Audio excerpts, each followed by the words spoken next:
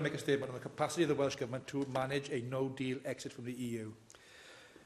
Whilst the effects of leaving without a deal cannot be completely mitigated, we are doing all that we can for this eventuality. Staff across the organisation have been told to prioritise this work, and we have filled 127 additional Brexit-related posts, with a further 53 in train. Thank you for that answer, Councillor General. Now, whilst we're here, obviously it's 9 days away from the legal date at which we are supposed to be leaving the EU, yet we don't know whether we'll be leaving the EU with a deal, with no deal, or maybe an extension.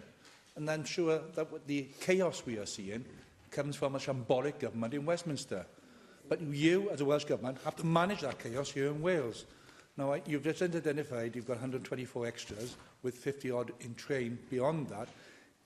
Is that going to be enough for next Friday, if we go without the deal? What implications does that have for other business of the Welsh Government?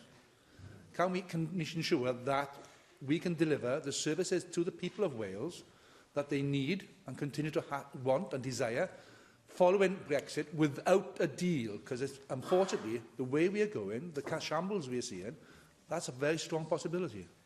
Well, the member invites me to say, don't worry, it'll be fine on the day. No, and I'm not going to say that, because that is the position of level of reassurance that we can give.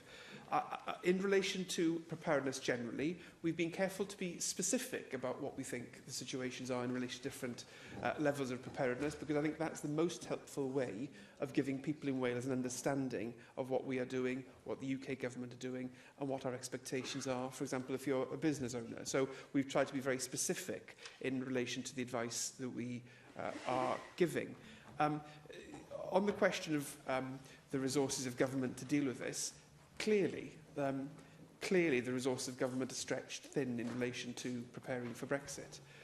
That is true in Wales, it's true in all parts of the UK, because this is an additional burden that certainly here in Wales we don't welcome.